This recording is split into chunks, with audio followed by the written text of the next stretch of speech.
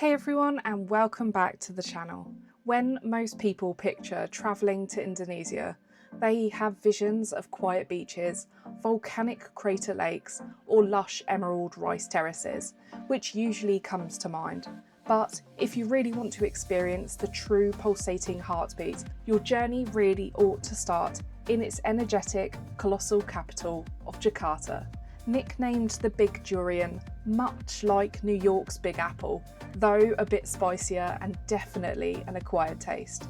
Jakarta is a massive metropolis where historic Dutch colonial roots, deep-seated regional traditions, and dazzling modern skylines crash together. Here is what it's really like to explore Jakarta for the very first time.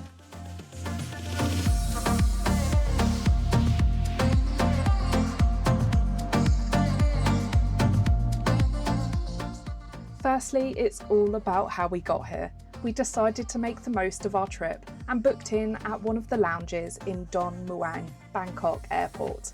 After we were refreshed and had something to eat whilst plane watching out of the windows, it was time to board our flight.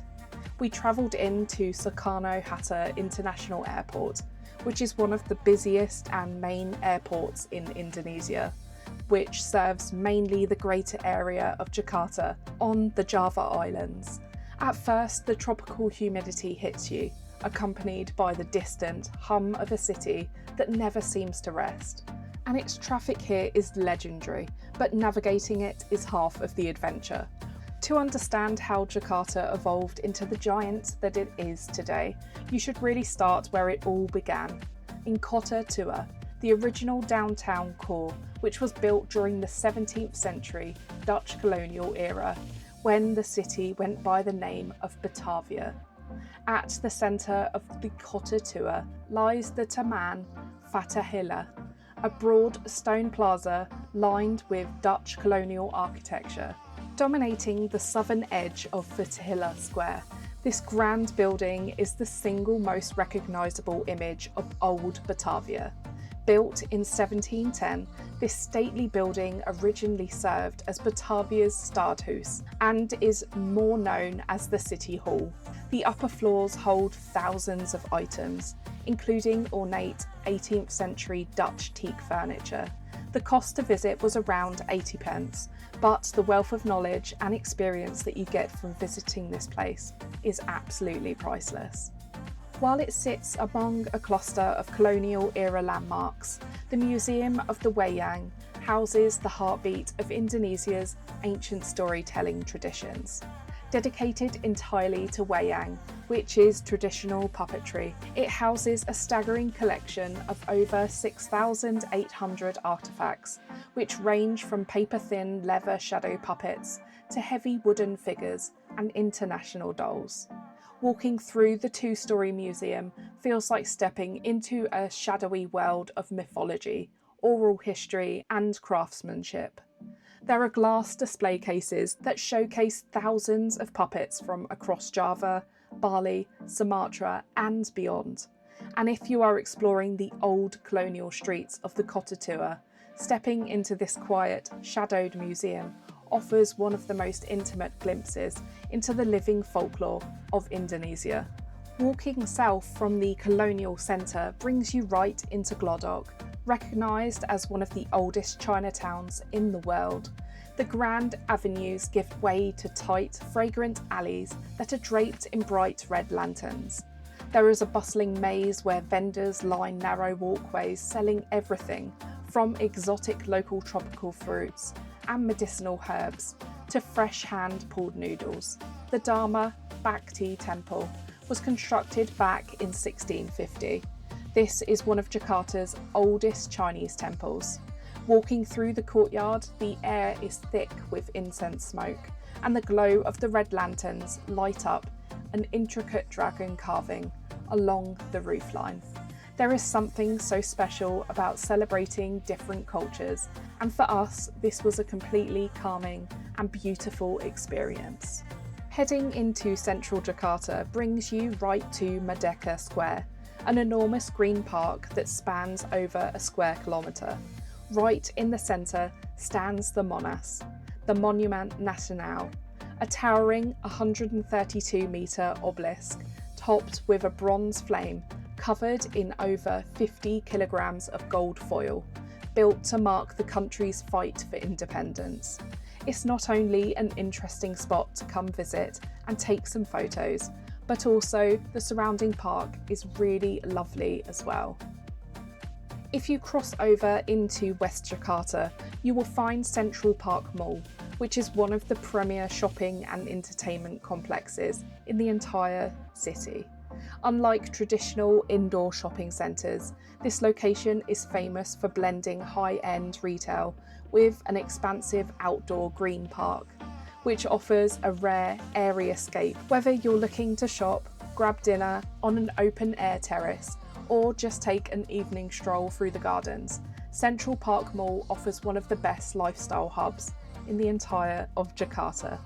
If there is one stop in Jakarta that pulls back the curtain on the vastness of Indonesia, then it has to be Taman Mini Indonesia. Located in East Jakarta, this massive 150-hectare park, a living cultural universe, was brought together in one green space. The beating heart of Taman Mini Indonesia is its collection of over 30 regional pavilions, which each represent a different Indonesian province.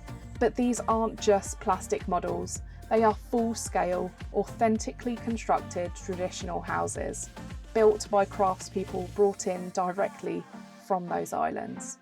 And beyond the religious sites, the park features over a dozen specialised museums.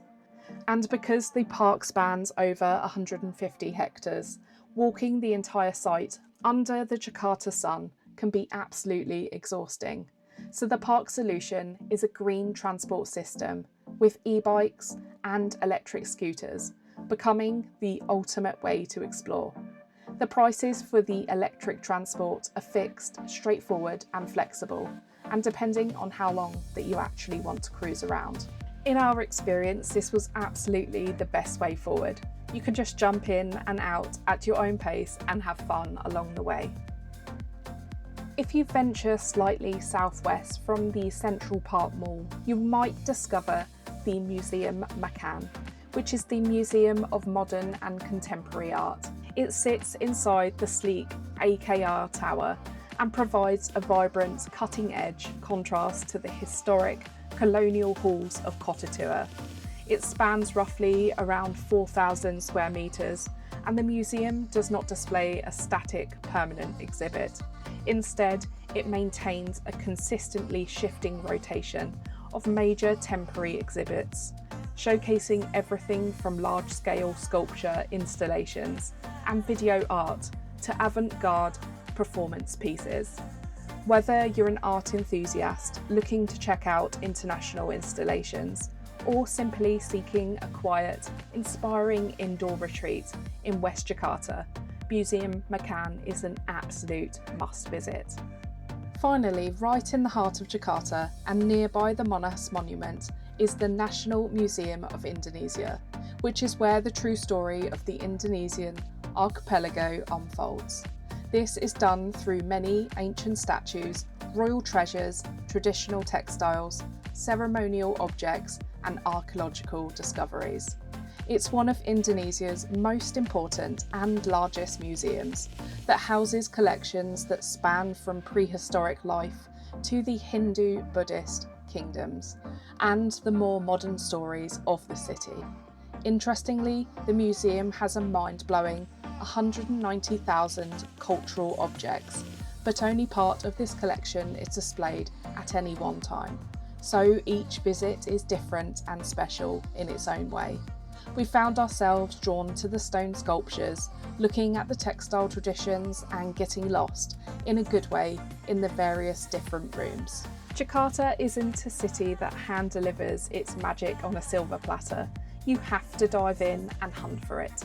But between the vintage museums, the neon lights reflecting off glass skyscrapers, and the incredible warmth of the locals, it quickly becomes one of the most rewarding stops in Indonesia, and you'll discover a metropolis brimming with character, rich history and unmatched hospitality, and a spot welcoming to to all types of travellers.